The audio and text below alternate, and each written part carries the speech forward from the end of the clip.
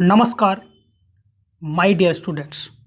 Today we are going to discuss class 9th DOE worksheet number 53, subject mathematics and topic is quadrilateral. Quadrilateral जैसे कि हम लोगों ने पिछली दो वर्कशीट में हम लोगों ने देखा, एक में बेसिक देखा था क्वाड्रिलेटरल का और उसके बाद कुछ थ्योरम्स की थी। आज उसी थ्योरम्स पे डिपेंडेंट कुछ पॉइंट्स हैं, बस इन्हें जानना है। बेसिक बहुत ही इजी, चलिएगा पॉइंट देखिएगा। We learned that a diagonal of a parallelogram divides into two congruent triangles। ये थ्योरम हम लोगों ने प्रूव की थी पिछली वर्कशीट नंबर 52 में। यानी कि किसी भी पैरेललोग्राम का जो डायगोनल्स होता है उसे टू कॉन्ग्रुएंट ट्राइंगल में डिवाइड्स करता है। ये आप लोगों ने प्रूव किया था। यहाँ पे ये दोनों ट्राइंगल्स जो होते थे वो दोनों क्या आए थे, कॉन्ग्रुएंट आए थे। ठीक है, कैसे आए थे आपको पता है कि इसमें पैरेललोग्राम में अपोजिट एंगल्स इक्वल होते हैं, तो ये दोनों एंगल इक्वल हो गए थे। उसके बाद ये साइड कॉमन हो गई थी। या अगर आप अपोजिट एंगल का कॉन्सेप्ट नहीं यूज करना चाहते हैं तो मत यूज करिए, हम कौन सा ज़बरदस्ती यूज करवा रहे हैं आप समझिए। देखो ये इसका डायगोनल है, ठीक है, और एंगल 3 जो होगा इस ट्राइंगल का, इस ट्राइंगल एडीसी ट्राइंगल के एंगल 4 के इक्वल होगा, और एंगल 5 जो होगा एडीसी ट्राइंगल का एंगल 5 ABC ट्राइंगल के एंगल 6 के इक्वल होगा, और ये साइड दोनों में कॉमन होगी। तो आपको पता है कि ASA कॉन्ग्रुएंसी से ये दोनों क्या होंगे बेटा, कॉन्ग्रुएंट होंगे। मीन्स एक ट्राइंगल के दो एंगल और एक साइड दूसरे ट्राइंगल के दो एंगल और साइड्स के बराबर थी, तो इसलिए दोनों कॉन्ग्रुएंट थे। तो समझ जाइएगा कि पैरेललोग्राम का जो डायगोनल होता है उसे टू इक्वल कॉन्ग्रुएंट ट्राइंगल, यानी कि टू इक्वल कह दीजिए उसे, या कॉन्ग्रुएंट का मतलब होता है इक्वल एरिया होता ही है उनका। ठीक है, तो मेरी बात समझना। तो जो पैरेललोग्राम का डायगोनल होता है उसे टू कॉन्ग्रुएंट ट्राइंगल में डिवाइड करता है। ठीक है, चलिएगा।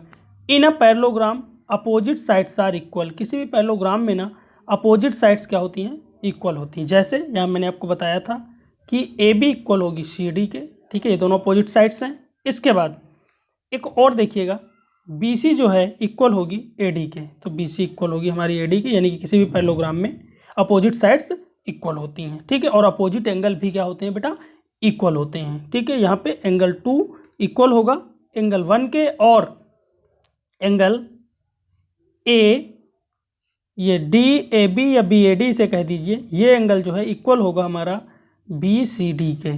ठीक है, BCD के, BCD के इस एंगल के इक्वल होगा ये एंगल, और एंगल 1 जो है हमारा वो इक्वल होगा एंगल 2 के।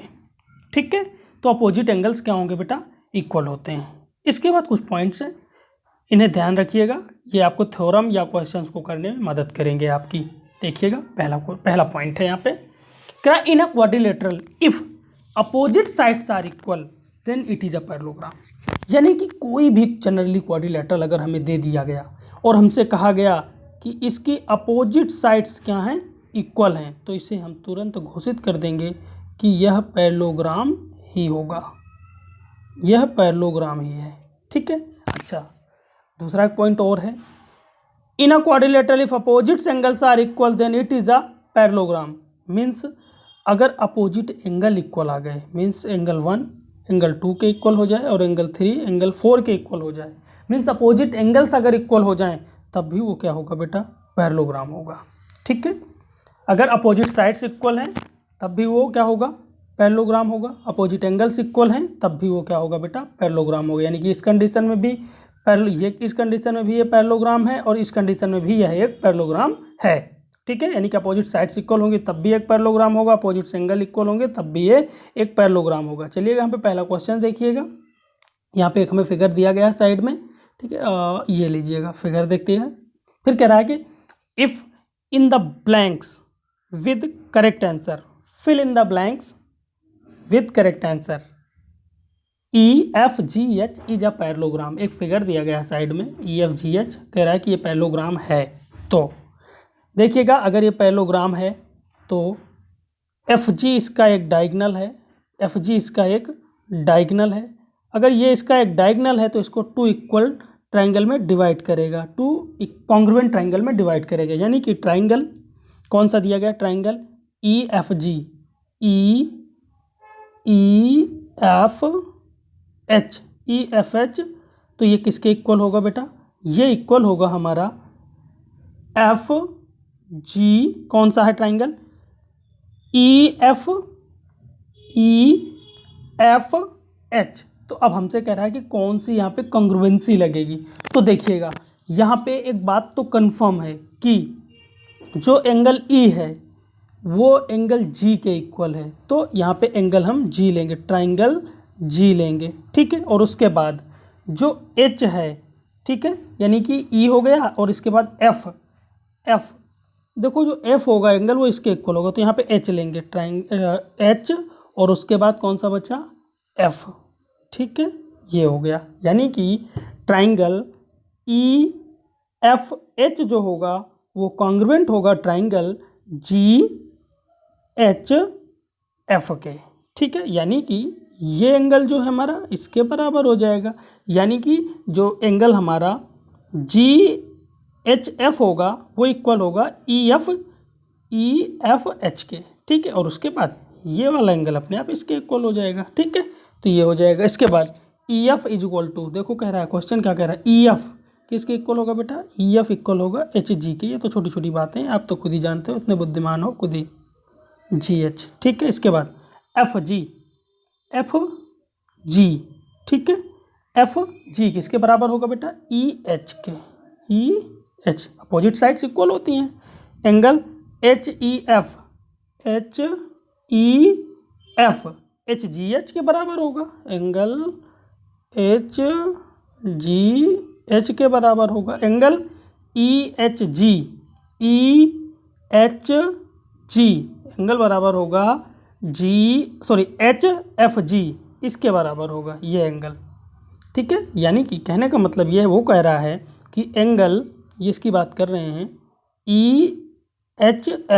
EHF, यानी कि ये एंगल किसके बराबर होगा, इसके, और इसका नाम क्या है, एंगल GFH, एंगल GFH। उसके बाद एंगल EHF,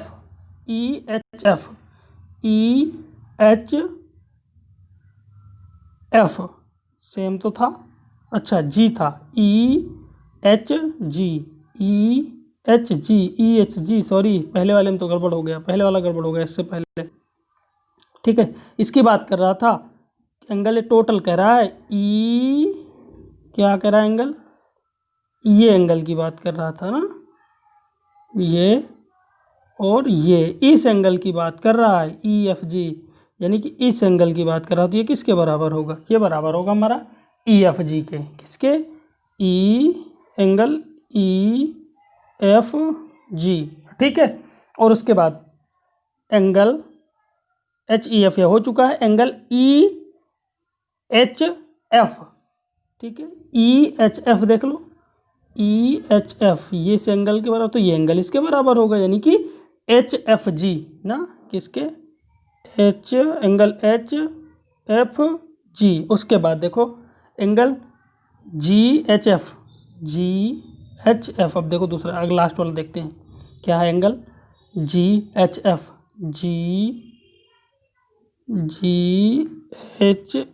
तो ये एंगल, तो ये वाला एंगल जो है हमारा GF है, ये वाला एंगल इसके बराबर होगा, यानी कि EFH ना, एंगल EFH के इक्वल होगा। तो ये रहे आज की वर्कशीट के हमारे पॉइंट्स। ओके, मिलेंगे नेक्स्ट वर्कशीट में। Thank you.